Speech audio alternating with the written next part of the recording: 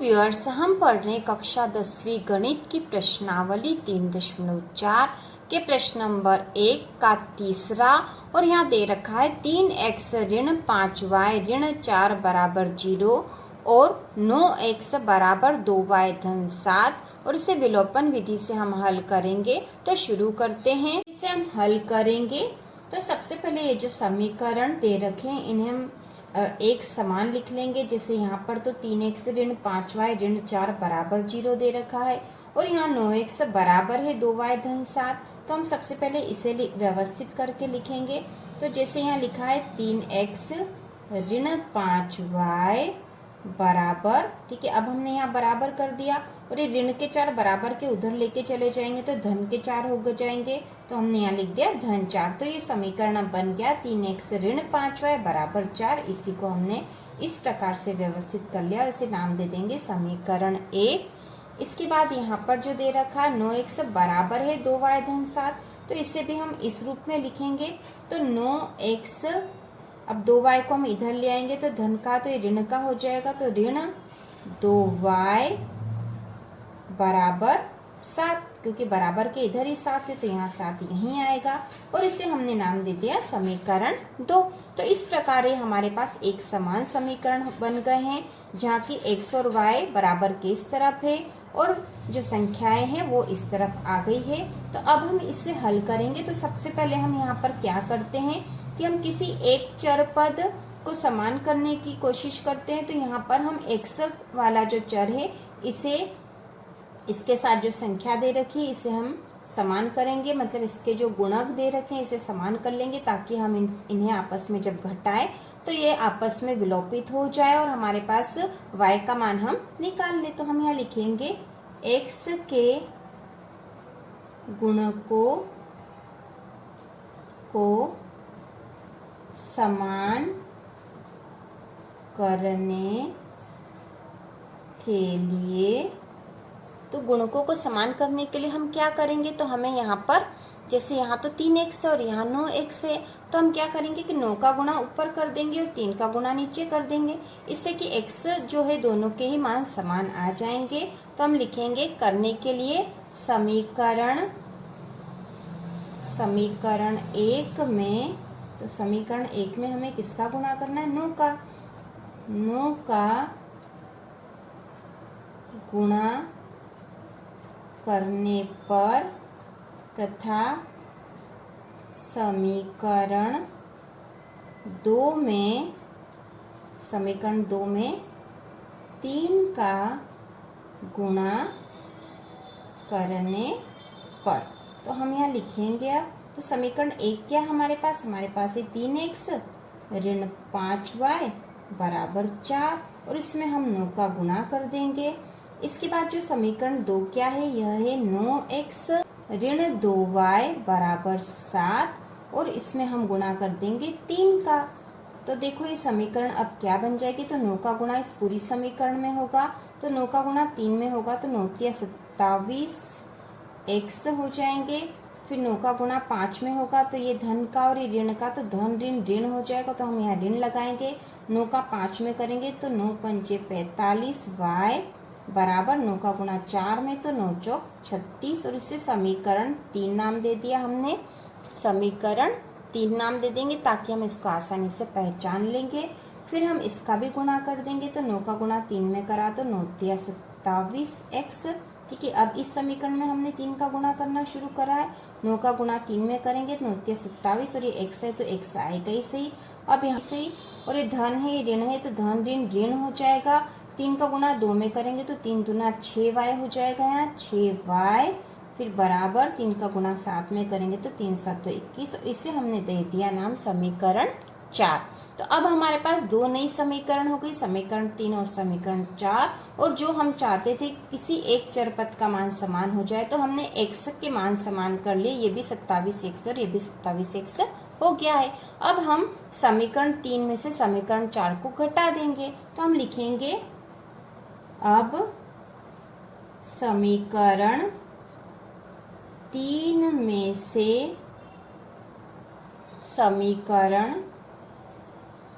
4 को घटाने पर तो अब हम घटा देंगे तो समीकरण 3 क्या है, इससे पहले लिख लेते हैं। समीकरण 3 है 27x ऋण 45y बराबर 36 और समीकरण 4 है 27x ऋण 6y बराबर 21। तो अब जब हम इसको घटाते हैं तो जो नीचे वाला जो समीकरण होता है उसके चिन्ह बदल जाते हैं, क्योंकि ये घटाव हो रहा है इसलिए। तो ये धन का है तो ये ऋण हो जाएगा, यहाँ पे ऋण से धन हो जाएगा, और ये धन का है तो ऋण हो जाएगा। तो जिसके भी आगे कोई चिन्ह नहीं लगा है तो वो धन की संख्या होती है। तो अब घटा देंगे तो ये धन के 27x और ऋण के 27x से ये आपस में कट जाएंगे, तो यहाँ पे x वाला पद विलोपित हो गया, जो कि हम करना चाहते थे। अब ये ऋण के 45y है और ये धन का 6y है, तो ये ऋण और धन और ऋण जो है घटेंगे आपस में और चिन्ह बड़ी संख्या का आएगा। तो 45 में से 6 घट जाएंगे तो बच्चे 39, और चिन्ह कैसा आएगा, बड़ी संख्या का, मतलब ऋण का चिन्ह आ गया है। तो 39y हो गए ये बराबर। अब यहाँ पर 36 में से 21 क्या होंगे, क्योंकि 21 ऋण का है तो ये घट जाएंगे, और चिन्ह किसका आएगा, बड़ी संख्या का। तो यहाँ बड़ी संख्या 36 है जो कि धन की है, तो यहाँ पे चिन्ह धन का आ जाएगा। तो हम पहले घटा देंगे, 6 में से 1 गया तो बच्चा 5, 3 में से 2 गया तो बच्चा 1, और ये धन का होगा क्योंकि बड़ी संख्या धन की है। तो अब हमारे पास आ गए हैं ऋण 39y बराबर 15। तो इसे और हल करेंगे जिससे कि हम y का मान निकाल लें। तो अब यहाँ पे y बराबर हो जाएंगे 15/39, और ये ऋण का होगा क्योंकि 39 ऋण के है तो यहाँ ऋण का चिन्ह आएगा। अब देखो ये 15/39 आए तो क्या ये आपस में कट सकते हैं, तो हाँ ये कट जाएंगे। 3 से 3 पंजे 15 और 3 एकम 3, 3 तिया 9। तो यह मान क्या आ गया है, ये ऋण का चिन्ह तो रहेगा ही से, तो ऋण 5/13। तो y बराबर क्या आ गया, y बराबर हो गया ऋण 5/13। तो y का मान हमने निकाल लिया है। अब हम x का मान निकालेंगे। x का मान निकालने के लिए हम लिखेंगे y का मान समीकरण 1 में रखने पर, y का मान हम समीकरण 1 में रख देंगे तो हमें x का मान भी निकाल लेंगे हम। तो हम यहाँ लिखेंगे 3x ऋण 5y बराबर 4, ये समीकरण 1 थी। इसमें हम y का मान रख देंगे, तो इसको लिख लेते हैं फिर से 3x ऋण 5, और y का मान क्या आया है, ऋण 5/13। ऋण 5/13 y का मान है जो कि हमने लिख दिया है बराबर 4। तो इसको हल करेंगे आप 3x। अब देखो ये ऋण के 5 है और यहाँ पर इस 5 का गुणा इस पूरी संख्या में होगा, तो पहले चिन्ह का गुणा होता, तो ऋण का ऋण में गुणा होगा तो क्या आ जाएगा, धन। जब ऋण का ऋण में गुणा होता है तो धन आ जाएगा। अब 5 का 5 में गुणा करा तो हो गया 25/13। ठीक है, 5 का 5 में गुणा करा मतलब 5 का 5/13 में गुणा होगा तो ऊपर वाली संख्याओं का गुणा हो जाएगा। तो 5 का गुणा 5 में करा तो 25 हो गए, बटा 13 ऐसे ही आ जाएगा। ठीक है, तो और ये ऋण और ऋण धन हो गए। जब ऋण का, ठीक है, ऋण का ऋण से गुणा होता है तो धन हो जाता है, और जब ऋण और ऋण आपस में जुड़ते हैं या घटते हैं तो ऋण ही आएगा या बड़ी संख्या का चिन्ह आता है। तो ये हमें ध्यान रखना है। अब यहाँ हो गया 25/13 बराबर के इधर 4 है तो हमने लिख दिया है। अब यहाँ लिखेंगे हम 3x, क्योंकि x वाला पद है तो हम इस संख्या को उधर ले जाएंगे बराबर के उधर, तो बराबर 4, और ये 25/13 है, धन का है तो बराबर के उधर जाएगा तो ऋण का हो जाएगा, तो ऋण 25/13 हो गया। अब हमें इसे हल करना पड़ेगा, तो 4 के बट्टे में कुछ नहीं तो 4 का बट्टा 1 लिख सकते हैं, किसी भी संख्या के बट्टे हम 1 लिख सकते हैं। तो अब इसको जब हम हल करेंगे तो इसका एलसीएम हमें लेना पड़ेगा जिससे कि ये हल होगा। तो हम यहाँ लिखेंगे 3x बराबर, तो देखो इसका एलसीएम ले लेंगे तो 13 और 1 का एलसीएम 13 ही आएगा। अब 1 का 13 में भाग लगाएंगे तो 1 का 13 में भाग कितनी बार जाएगा, 13 बार ही जाएगा, और 13 का गुणा 4 में करेंगे तो 13 चौक 52 हो जाएंगे, मतलब यहाँ 52 आएगा।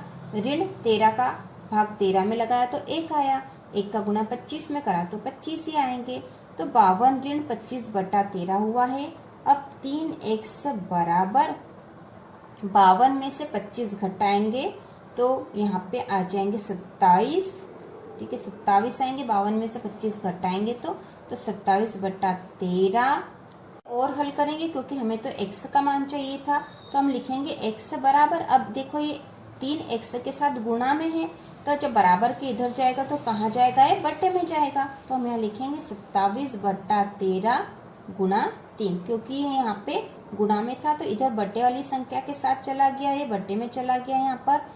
ठीक है, अब यहाँ पर 27 से 3 का भाग लग सकता है, कट सकते हैं आपस में, तो 3 एकम 3 और 3 का पाड़ा 9 बार बोलते तो 27 आता है। तो अब x का मान आ गया है 9/13, ये आपस में नहीं कट सकता है और यही इसका मान आएगा 9/13। तो इस प्रकार हमने x और y दोनों के ही मान निकाल लिए हैं। हम आंसर लिखेंगे, आंसर x बराबर 9/13 और y बराबर -5/13। तो इस प्रकार इसके आंसर होंगे। हमने प्रश्न नंबर 3 भी पूरा हल कर लिया है।